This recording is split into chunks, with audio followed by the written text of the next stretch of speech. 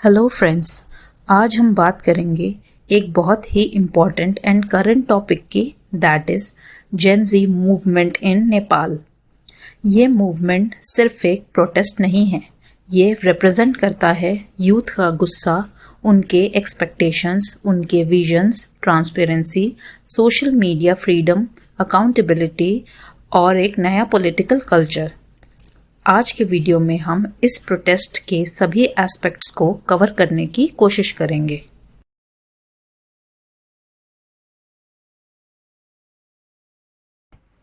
First of all, for those who don't know, Gen Z वो लोग हैं जो 1997 से 2012 के बीच पैदा हुए हैं। अब इस मूवमेंट की शुरुआत कैसे हुई?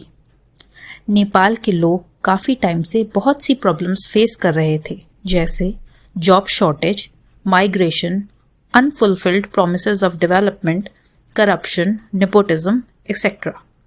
बहुत सारे स्कैंडल्स जो उन्होंने देखे, जैसे misuse of public funds, luxuries displayed bye political elites etcetera.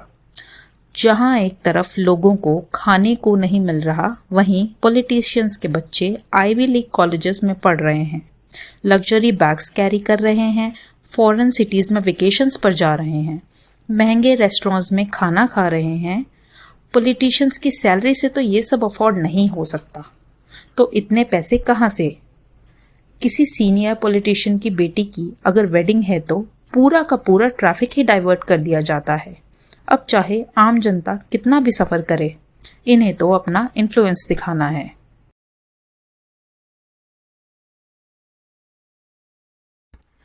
गुस्सा तो लोगों में पहले से ही भरा हुआ था, due to corruption, job shortages, a huge gap between rich and poor. But जब लोगों ने देखा कि नेपो बेबीज बड़े आराम से अपनी लाइफ जी रहे हैं, वो भी लग्जरी में, बिना किसी स्ट्रगल के, 6-6 लाख की वॉच पहन के घूम रहे हैं, गुची प्राडा के कपड़े बैग्स कैरी कर रहे हैं, हनीमून एंड शादी में करोड़ों बहा रहे हैं, तो ये सभी photos and videos Instagram, TikTok पे वायरल होने लगे। लोग सवाल करने लगे कि इतना पैसा आया कहाँ से? जानकारी के लिए बता दूं कि नेपाल के प्राइम मिनिस्टर की सैलरी अराउंड 1 लाख NPR है, जो कि अराउंड 62,500 रुपीज़ है इंडियन करेंसी में। लोग भड़क रहे हैं कि हमारे टैक्स से इनके बच्चे ऐश कर रहे हैं, आम जनता खाने के लिए, basic education and health care के लिए तरस रही है, एंड इनके बच्चे फेरारी में घूम रहे हैं। नेपाल में पर्सनल इनकम पे टैक्स रेट 39% तक लगता है। लोग टैक्स के बोझ के नीचे दबे जा रहे हैं, एंड नेपो बेबीज अपने पिताजी के पैसे पे, टैक्स पेयर के पैसे पे ड्रीम लाइफ जी रहे हैं। जब गवर्नमेंट को लगा कि अब लोग सवाल करने लगे हैं, तो उन्होंने सोशल मीडिया ही बैन कर दिया, एंड रीज़न ये दिया कि ये ऐप्स नेपाल की पॉलिसीज़ एंड गाइडलाइंस के साथ अलाइन नहीं हो रही है। जेन ज़ी को समझ आ गया था कि उनकी आवाज़ को दबाया जा रहा है, इसलिए उन लोगों को सड़कों पे आना पड़ा अपनी आवाज़ को दुनिया तक पहुंचाने के लिए।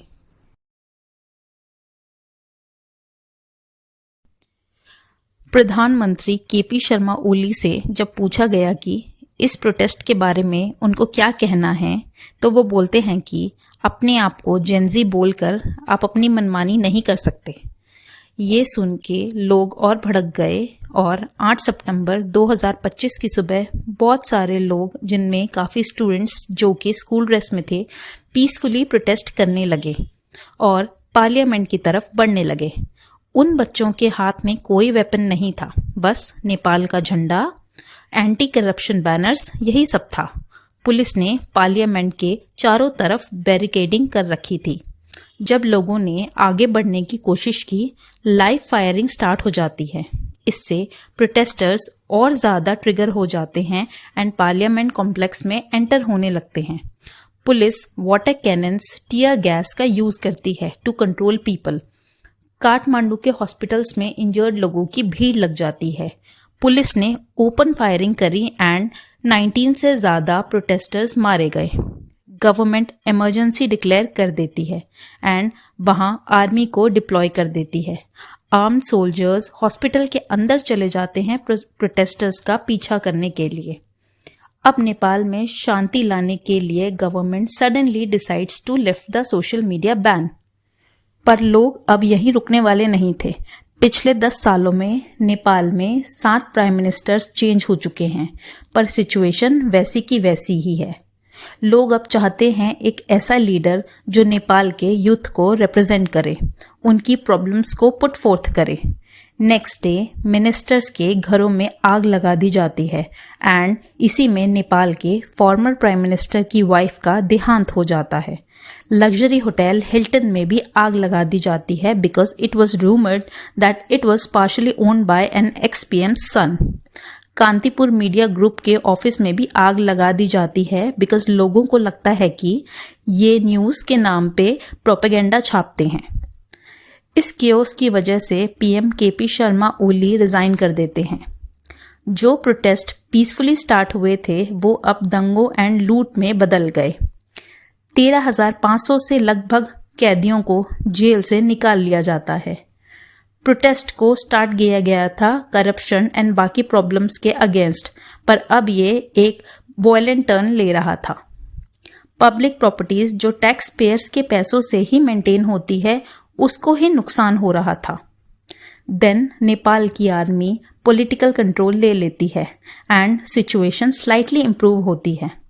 12 सितंबर को नेपाल की ex chief justice Sushila Karki, who is 73 years old, Nepal की पहली महिला प्रधानमंत्री बनती हैं। वो देश के लोगों को एड्रेस करते हुए कहती हैं कि जो भी लोग इन दंगों में मारे गए हैं उन्हें जस्टिस मिलेगा एंड स्टेबिलिटी रिस्टोर होगी। नेपाल के प्रेसिडेंट पार्लियामेंट को डिसॉल्व करते हैं एंड कहते हैं कि 5 मार्च को फ्रेश इलेक्शंस होंगे।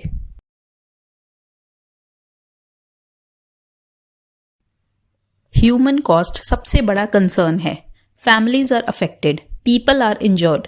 Local and diaspora fund raising campaigns victims and affected families को सपोर्ट करने के लिए आगे आए हैं आफ्टर द अनरेस्ट।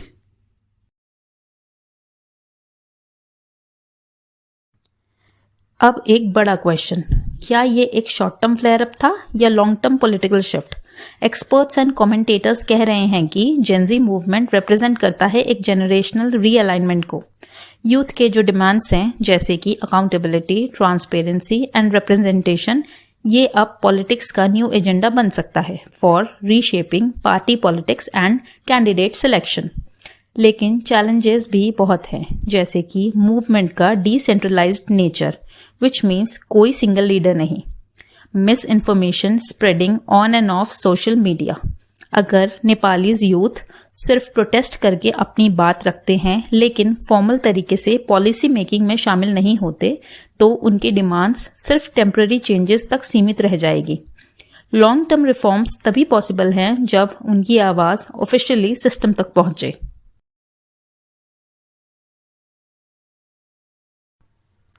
तो दोस्तों, जेनजी मूवमेंट पूरी दुनिया के लिए एक वेकअप कॉल है। नेपाल के यूथ ने ये साबित कर दिया है कि सोशल मीडिया में सिर्फ नाच, गाना और एंटरटेनमेंट नहीं होता, बल्कि इन प्लेटफॉर्म्स को हम अपने हक के लिए, अपने देश में रिफॉर्म्स लाने के लिए भी यूज कर सकते हैं। अगर आपको ये वीडियो अच्छा लगा हो तो please like, subscribe, share and comment. मिलते हैं नेक्स्ट वीडियो में, तब तक के लिए बाय एंड टेक केयर।